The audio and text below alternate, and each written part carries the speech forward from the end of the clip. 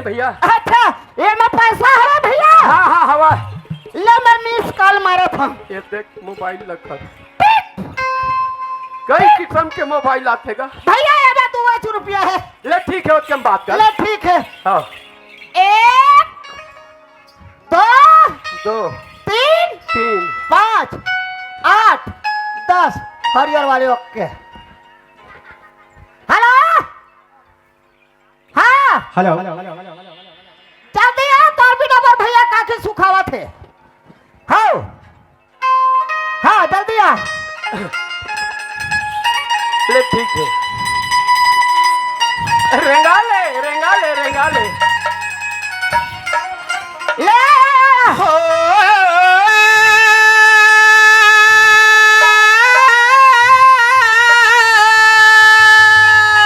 दबा ले आ ले ले जाए के वो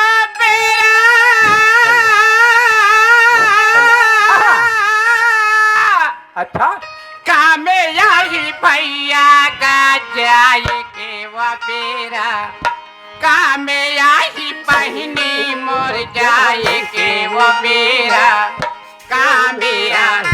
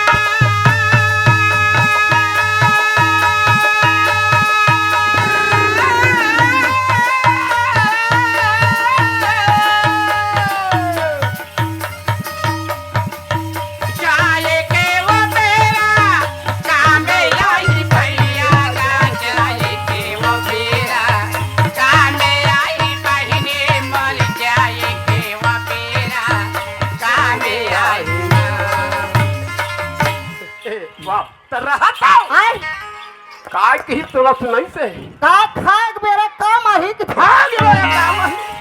अरे हमारे क्षेत्र में हाँ। अब हमारे कहाँ के जिला वाले सब छत्तीसगढ़ी नाच वाले खड़ी पार्टी वाले गम्मत तमाशा वाले आए। हाँ ओहे जाल कहा थे रे बाबू तो जाबो हम मन का। हाँ कौन गाँव जाओ लगे है मेला निकुम हाँ ओ, देख तो बहनी तोर बात ला हम सुने ना दौड़ता हम जात कहाँ आज भैया आज निकुम बस्ती में वही देख सुन हाँ मेला लगे है कहा माऊ सब के भैया अच्छा। बड़ा भाग मानुस तर पावा सूरज सब ग्रंथ ना भाग वाले मेला में तरे बड़ा है भैया। अच्छा उहे जावा था सो। हाँ भैया मैं वहीं जाता का चल जल्दी जाओ चलो चलो ले चला। चल हाँ चल ओहो देखो भैया हाँ। ये गंगा में नहा ले तीनों माई पिला हाँ। तहाने काम है बन जाए।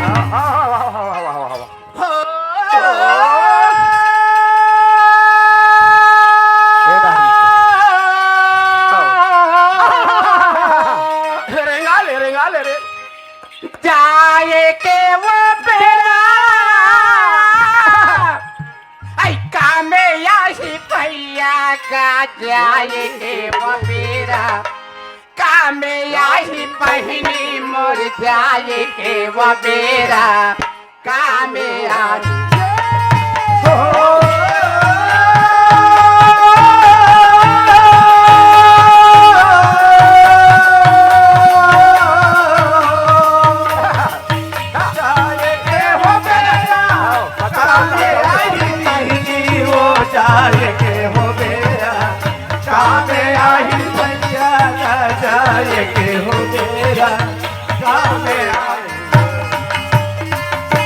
जाए के बेरा का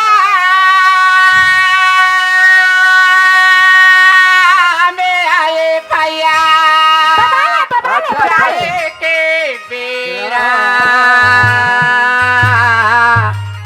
का में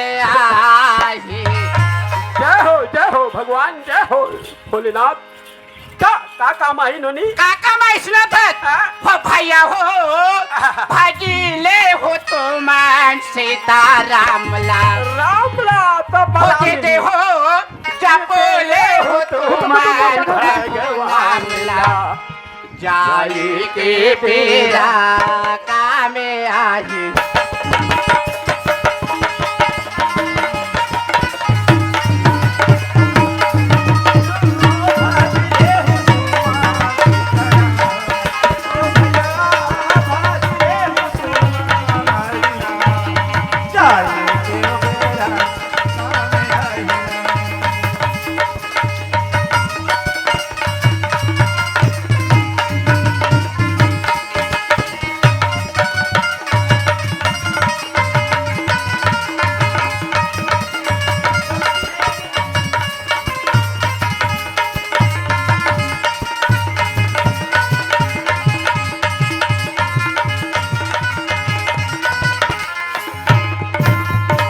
भैया हो जपले हो तो मान प्रभु नामला होते ते हो भजेले हो तो मान सीतारामला जाई के वो बेरा